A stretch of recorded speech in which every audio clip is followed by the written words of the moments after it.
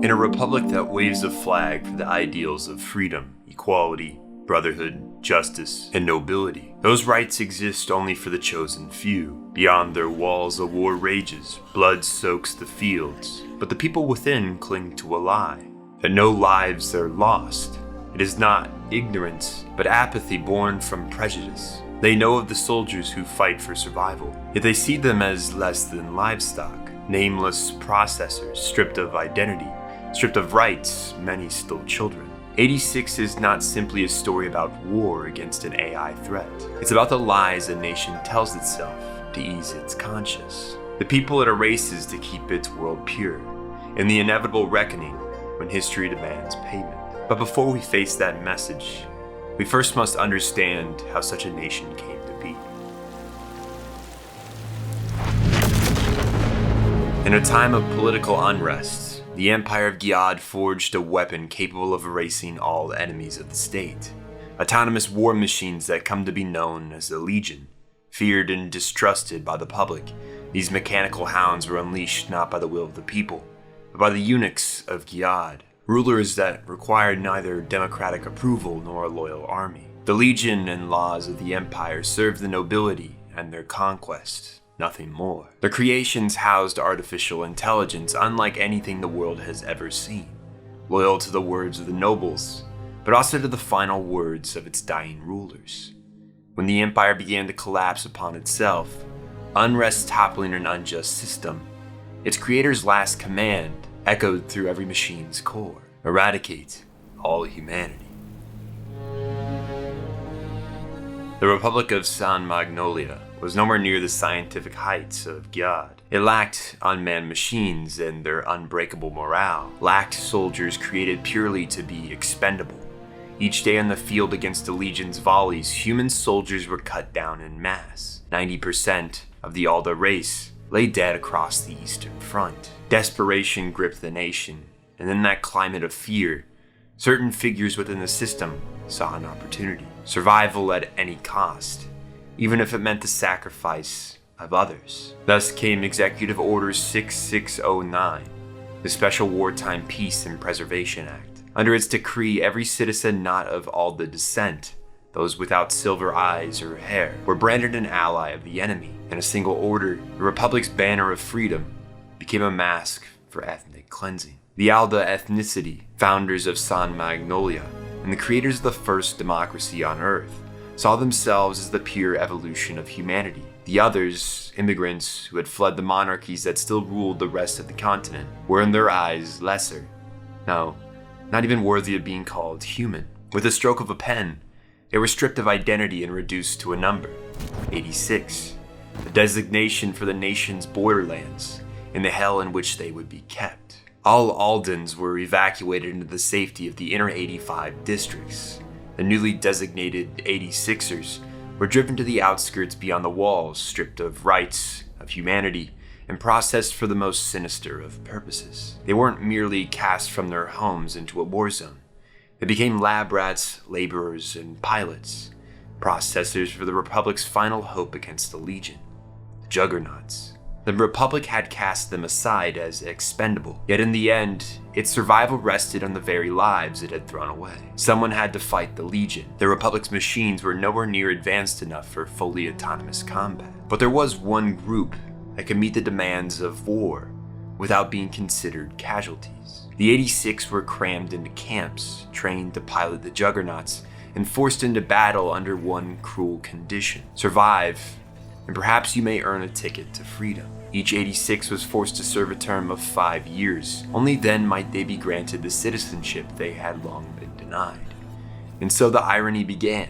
Propaganda hailed the success of non-human piloted juggernauts fighting for the Republic, attaining 0 human casualties, while the 86 died in droves, clinging to the hope of reclaiming what they were deprived of. The average Alda paid no mind to the government's discrimination, accepting these people as lesser forms of life and going about their days as if the war was not upon their doorstep. Beyond the walls, out of sight, they believed the lie that no one was truly dying in the conflict. Anyone who spoke out was silenced. Anyone who resisted was exiled. Democracy died the moment human worth was measured by ancestry. What remains of this nation is no republic, only a fascist state, feeding on the suffering of the oppressed.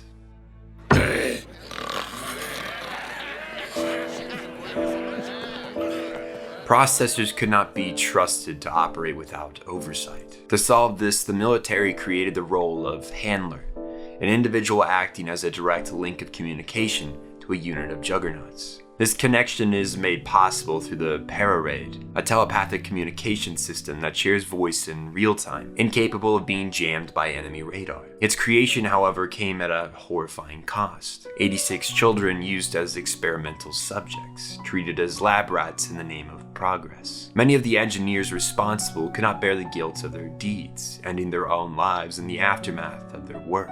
Nevertheless, the Pararade was made, and the officers a way to communicate to the front lines without having to see any of its horrors. One such handler is Lena, an Alda who sees clearly what most refuse to acknowledge: a republic indifferent to the suffering it has created on its outskirts, more concerned with appearances than justice. Each day she walks past drunken officers, men who have buried their sense of duty and look down upon her for daring to care about that which they refuse to. In their staggering gait and slurred words, there lies the faint remnants of human empathy, buried, suffocated, and perhaps long abandoned. Lena moves through this world alone, her compassion fighting alone against the cruelty that surrounds her. On the other side of the spectrum is Jerome, Lena's uncle and superior, not indifferent to the military's waste of life, but a cynic of the Republic's system, and deeply pessimistic about the possibility of change. He recognizes Lena's compassion, but he disagrees in principle.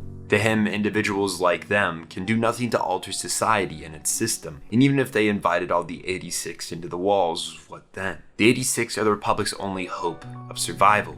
Without them, they have no army, no hope to keep the Legion at bay. What good would these drunken, foolish officers be on the battlefield? They have ignored the war for years, and in his eyes, their people are a lost cause, a relic of a terrible system, a testament to the Republic's moral decay. They would be better left to perish, forgotten besides the ones they have long tried to erase. Jerome's despair mirrors Lena's disillusionment, but it is sharpened by the loss of his brother, Lena's father. Epilougue died in a helicopter crash while taking Lena to the front lines, determined to show her the horrors their country was committing, to shape the next generation into something better than theirs. While this act strengthened Lena's resolve to help the oppressed, creating an opportunity for her to meet a boy currently serving, it cost Epilougue his life. Jerome blamed his brother's recklessness, his subconscious idea that the battlefield was nothing more than a stage where the 86 paid the price for others' ignorance. Epilougue, despite his heart of gold and his belief in equality, carried an unconscious bias he was unaware of.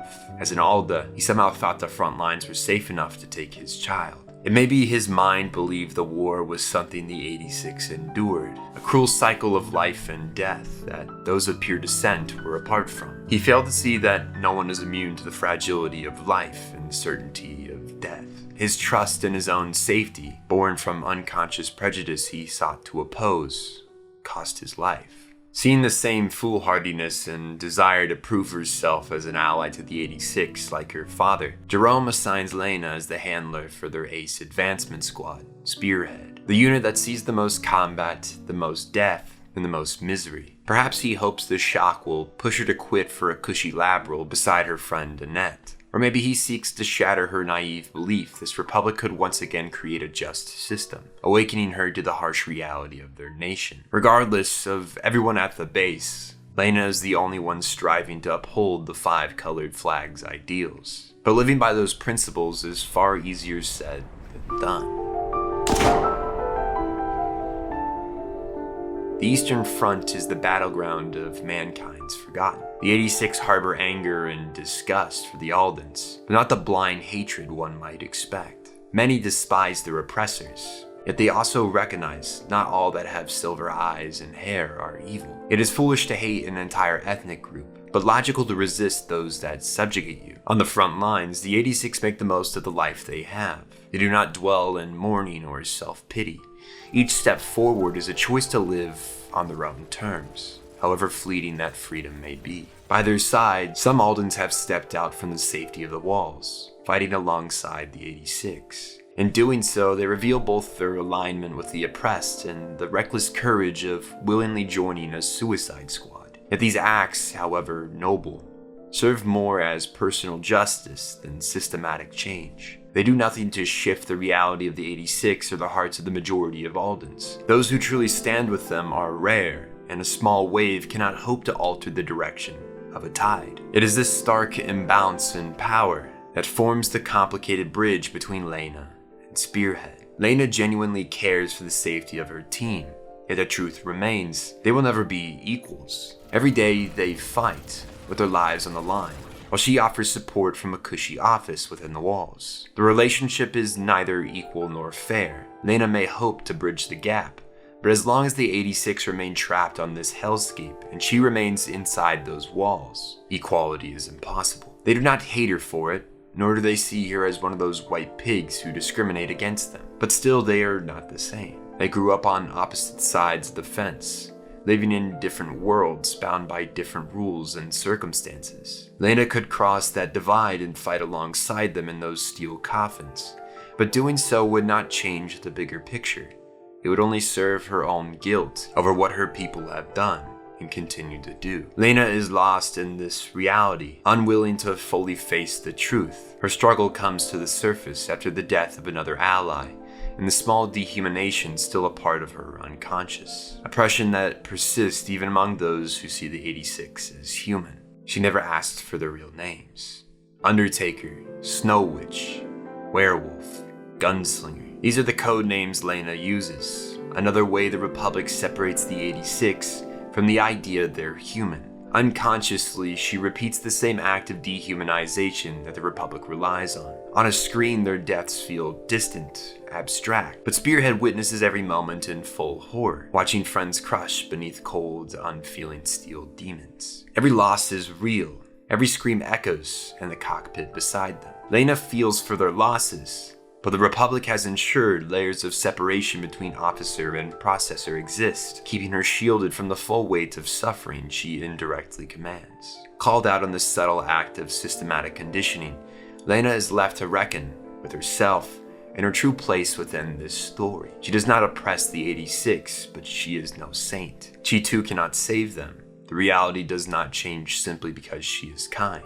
Given the world they live in, the 86 may suspect her actions serve only to ease her own guilt. It is up to Lena to prove otherwise, to speak with genuine compassion, to see them as human, as people of equal value. A recognition that can begin with something as simple yet profound as exchanging their real names. It's a small act, but such acts of humanity are what connect us, even after death.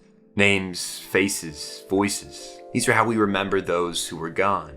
Yet no matter the bonds they form, the experiences of the 86 and those who shelter themselves within the walls will never truly align. The truth is, while Lena feels empathy for the 86, her understanding will always remain theoretical. She will never endure what they endure.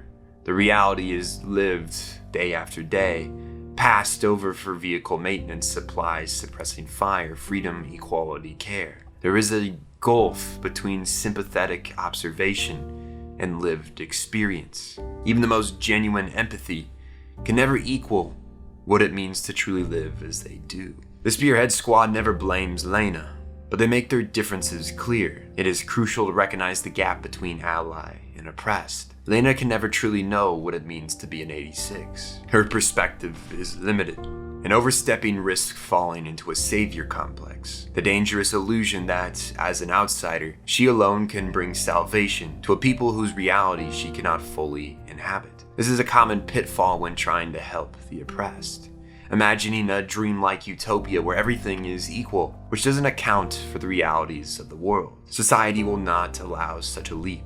True change only comes by recognizing where we are and where they are, and finding something sustainable in between. Lena cannot free the 86 or bring them into the walls, and in truth, they do not want that. All their lives the Aldens have treated them as livestock, as cannon fodder. Why would they wish to live side by side with their oppressors? San Magnolia is their home too, yet it casts them aside.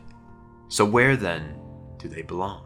They fight not for the future of the white pigs, but because if they are to die, here, in a camp or on the front lines, at least on the battlefield they move towards something. Their lives are likely to end in suffering and anguish, yet there is a sliver of hope. They place it in the figures like Shin, their reaper, believing that their remains, their names carved on steel, will reach the promised land beyond this shithole. He is their hope.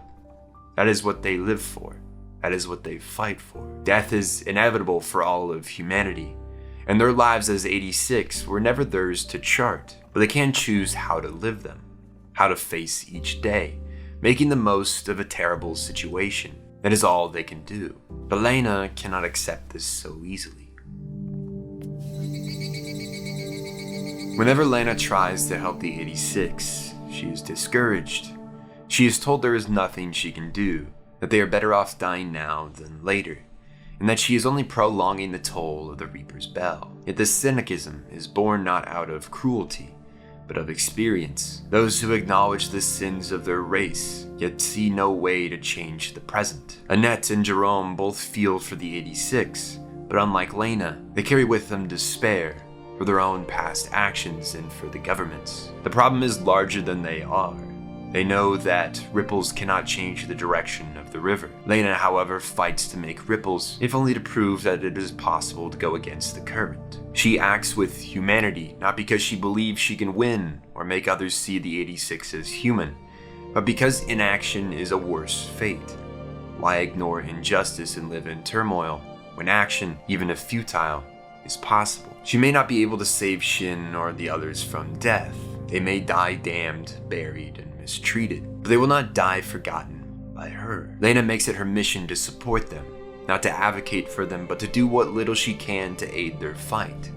The 86 do not seek the end of discrimination.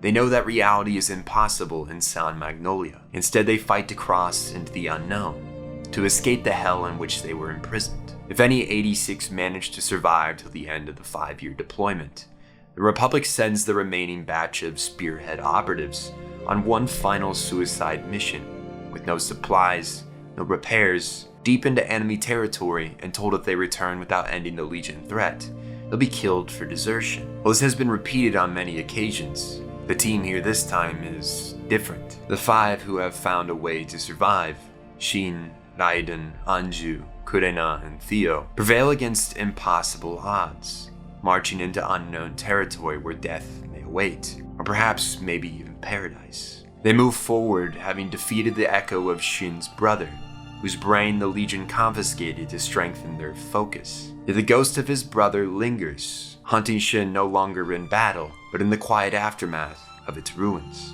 Part of him remains in the flames of wreckage, yet they march forward. Beyond their sight lies the uncharted, and within that fleeting unknown, there is a rare sense of relief, but not peace. Their futures are brief. Even within the unknown, their path is shrouded in death. They believe nothing waits for them beyond this place, and while Lena is shattered, watching her team move on without her, Spearhead accepts the inevitable they've been dealt. It's an outlook that mirrors the Bushido ideal.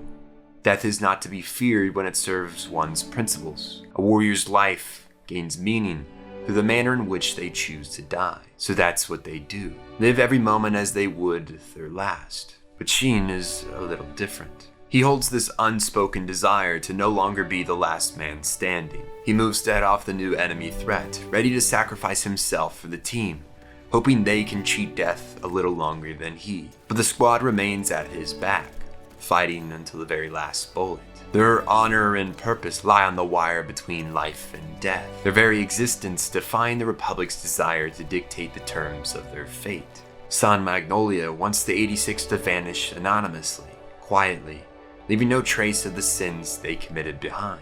But these 5 will not be forgotten. None of Spearhead will, not by Lena. These remaining members of Spearhead begin to unravel under the weight of an unbeatable force, deprived of supplies, reinforcements, and the major who truly cared for them. Yet the real tragedy isn't that they face death here, in the uncharted unknown. It's that the world left them no path forward, except to choose the noblest death they could find, in a war they never asked to fight. One by one, the child soldiers topple at the Legion's relentless advance.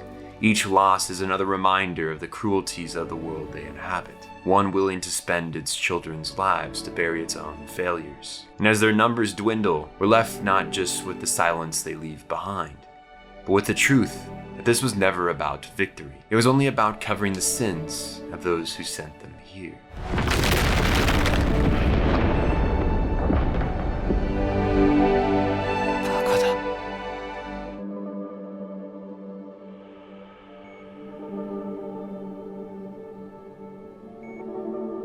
The Republic has long claimed to be the last surviving remnants of humanity, waging war against the echoes of a dead nation. This fiction helped justify their discrimination and totalitarian rule, yet the truth is far more complex. The Empire of Giad did not fall to their creations, but to its own people. From the ashes of a monarchy arose a democratic federation, founded on the very principles the Republic flaunts on its 5-colored flag: freedom, equality, brotherhood, justice, nobility. Here the 86 are finally treated as humans, individuals displaced by war and robbed of the simple joys of childhood. President Ernst of the Federation is the driving force of the nation's dramatic shift in foreign policy, guided not by politics, but by moral principle. He values humanity's goodwill above all else, willing to abandon mankind itself if they betray what makes them human. This stands in stark contrast to the Republic,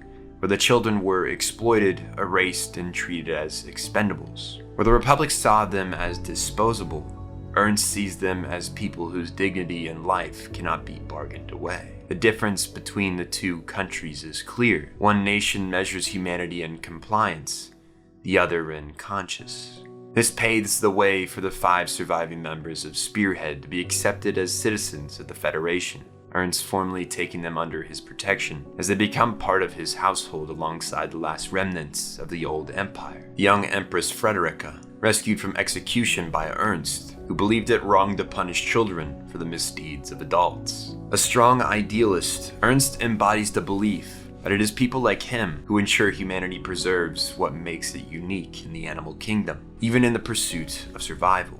In some ways, he reminds the squad of the Major, though he is far more eccentric. Within the borders of a new kingdom, the 86 encounter a world foreign in more ways than one. Peace dominates these streets, the Western Front far from their borders, and days once filled with survival are now filled with leisure they had never imagined. Citizens rally in support of the children in all 86, as news of their treatment spreads across the Federation, and they become symbols of what humanity should strive to prevent.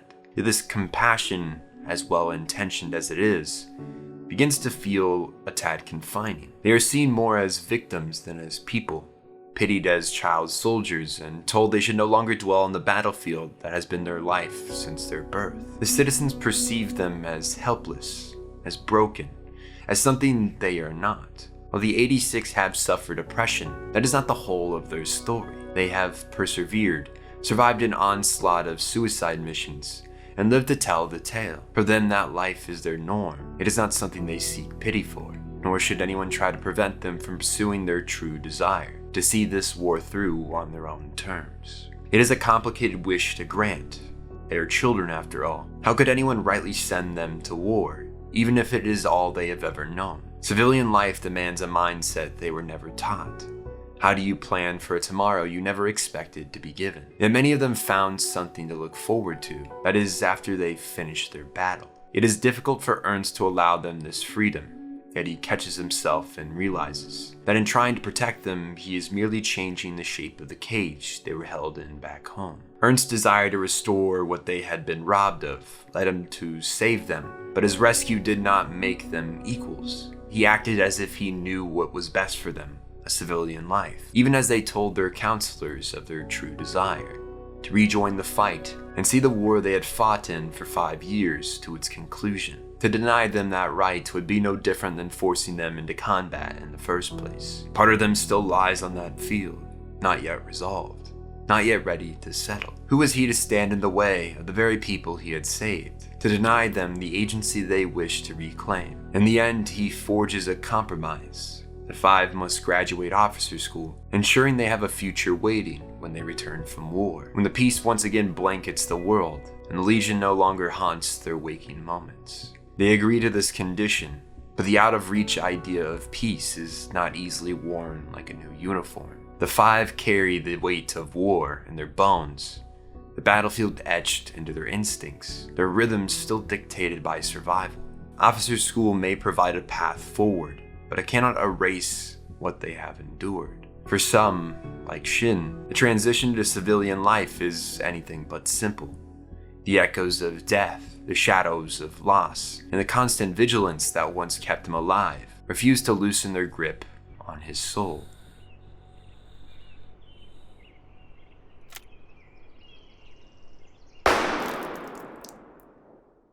Even in a freer society, bias and resentment persist, only their forms change. The 86 may no longer face systematic discrimination, but their skill and tactics inspire fear. Some see them as monsters.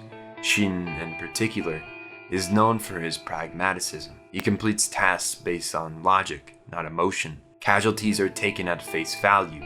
He doesn't spend time getting emotional. This includes putting dying teammates out of their misery and ensuring the Legion cannot harvest their brains to strengthen its processing power. To outsiders, this can seem cold, executing a comrade he has grown close to without shedding a single tear. But Shin has done this over 500 times. Could anyone expect a single person to bear this responsibility without being mentally scarred from its weight? His allies in Spearhead called it the duty of the Reaper, and Shin took on that burden so none of the others would have to carry his comrades to the end of the line. It slowly chips away at his humanity. Shin never escaped the battlefield. Even during their respite in the Federation, his thoughts are consumed by returning to war, by silencing the echoes of the Legion that haunt his mind. His comrades may share some of this struggle, but none crave the numbness of battle the way Shin does. Frederica sees it clearly, the same bloodlust that once consumed her knight,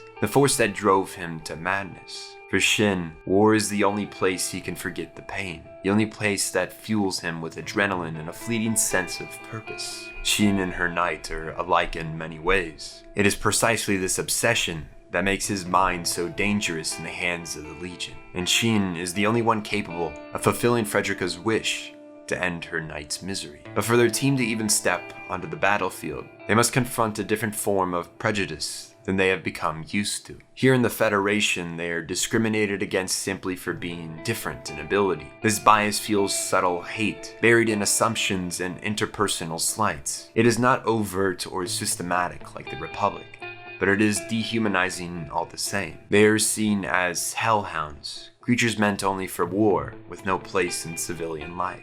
And yet, as they have always known, good and bad exist in every race, every government, every civilization. Within the Federacy, moral individuals outnumber the corrupt, a reversal from the Republic's tyranny. It is merely a fact of humanity that some will close themselves off to difference out of fear, uncertainty, and bias. But it is important to be mindful of those who face such challenges, and not drown them in pity, for they are not defined by the discrimination they endure. The 86 are not fragile children defined by a tragic past.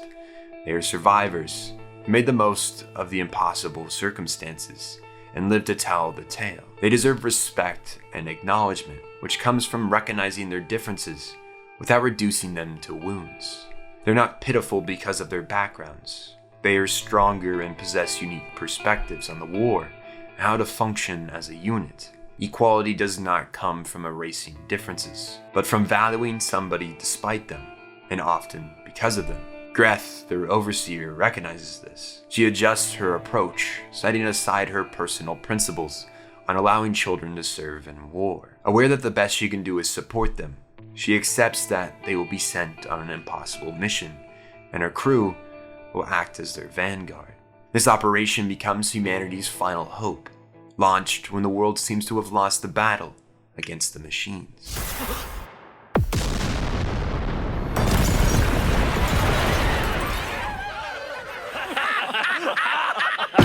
In the aftermath of Spearhead Squad's disappearance into the unknown, Lena's resolve hardened.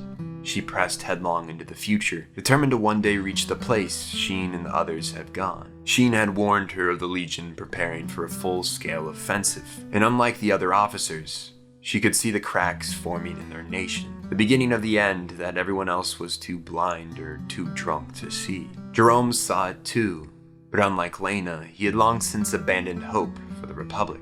He was ready to see it end, but that didn't mean he wouldn't go out like a soldier. If the White Pigs lost their power on this day, only then might the 86 be free. Yet even amid ruins, the citizens would likely cling to the propaganda they had been fed, continuing to hate their fellow humans over superficial differences.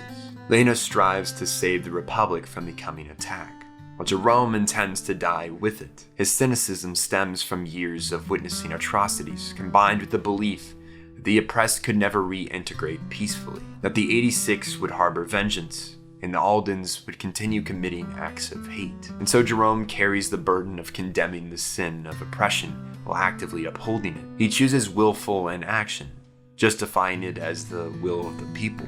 Many who see the 86 as human are trapped in this same metaphor, paralyzed by the belief that change is impossible. Some choose to live alongside the 86, others resign themselves to despair. But a few, rallied by Lena's idealism, worked towards a future for all people. Jerome becomes the counterpart to what President Ernst represents. One would sacrifice humanity to uphold abstract ideals. The other would sacrifice ideals to preserve humanity. Which path one finds more just is a matter of perspective. There are rarely clear right or wrong answers.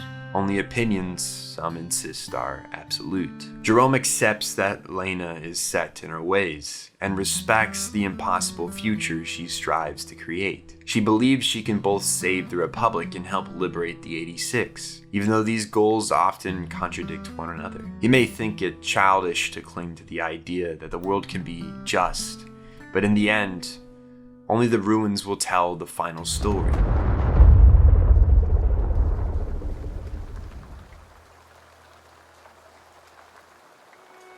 War is both trauma and addiction. Without it, Shin feels restless and incomplete, as if a part of him still waits in the war zone, calling him back.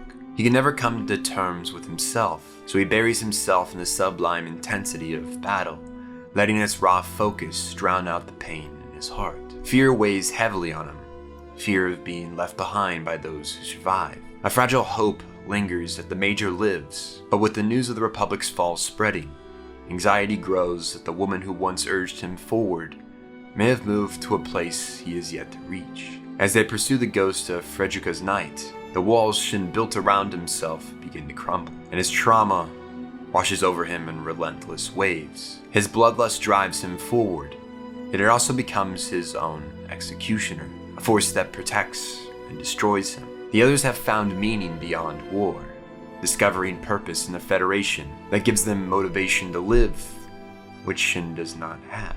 He has been left empty ever since he laid his brother's echo to rest. Remnants refuse to leave him. His brother's violent memory still undermines his sense of self, and the countless deaths he witnessed have fractured his ability to cope. But that numbness he clings to is only a fragile defense, shielding him from the tidal waves of suppressed emotion. There's a fear he will be left alone, forced to walk the battlefield fighting eternally, watching his allies and friends fall before his eyes, none ever walking beside him, their journeys much shorter in length. That fear begins to feel like reality as they press forward, each taking hits so Shin can advance, so he can complete the mission they began together. He may succeed in destroying the demon of hatred rampant upon the battlefield, who believes the only person he truly cared about is gone. But the shadow of fear lingers, that he himself could become the same monster, capable of destroying everything, because he himself has nothing. Shin's visions are thick with these insecurities, each one pulling apart his ego, leaving him raw. His very existence feels like an omen for death, though not his own. Everyone around him leaves him. He's the cause of anguish. That's the reality he creates for himself. Yet through this haze, a voice calls to him, one too important to be forgotten. In front of him appears the saintly Major, though she is far from the idealistic girl they once teased. Lena has tempered her idealism against the cruelties of reality. She has not abandoned her principles. She has strengthened them, made them attainable. By her side are the 86 that call her the Queen Tactician, and those of the Republic who believe humanity is of equal value. Without even knowing it's Sheen, she speaks with the same kindness and heart she showed back during the Spearhead operations. She remarks to the pilot, who seems all too eager to throw himself back into the chaos, that surviving is enough of a victory and purpose. That alone is a reason to keep going on, and for now, the rest. It's as if she always knows what to say. Sheen now calming himself down, realizing that what he's been searching for doesn't need to be this grand purpose to life. It is enough that he is alive. In that moment, he begins to let go of the shadows of his past, of the memory of his brother's manic episode. He no longer needs them to move forward. He is Lena for that. They don't reunite here, but it is enough for Sheen to know she is alive, and that the ideal she represents has never truly died. The war is not over, but the first major Legion offensive has successfully been repelled. The remnants of the Republic, along with its citizens, now align with the Federation and the principles it upholds. The fascist state collapses under the weight of its incompetent rulers, and the good of humanity prevails. Though Aldens with prejudice in their hearts still linger, the dark spots of humanity will never cease either. Sheen and the crew enjoy civilian life for a time, with Ernst granting them permission to continue the fight, so long as they agree to be overseen by a foreign officer. Lena assumes her position as an officer in the Federacy, and is brought to the memorial for the fallen 86. For a moment, she believes they left her to finish this march alone. But when she turns, she is greeted by faces she's never seen, only imagined. Spearhead has reunited with their commanding officer, ready to face whatever comes next. Through systematic oppression, the trauma of war, and the uncertainty of the future, they continue to fight for a world no longer chained to the mistakes of the past.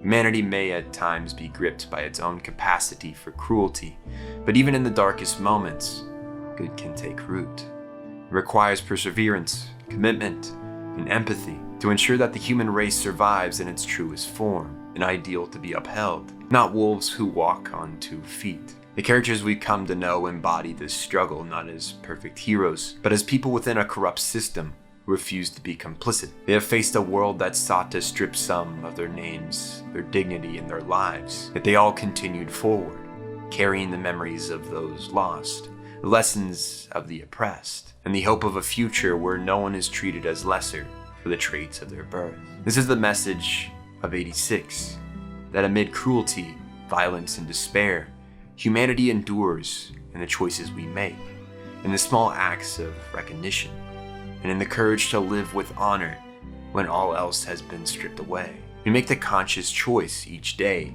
to decide how we will live, and what we will leave behind for the next in line to inherit. Will it be a world that tries to do better, or one that has long given up on the possibility we could do better? And that is in our hands. Together we decide what humanity will represent.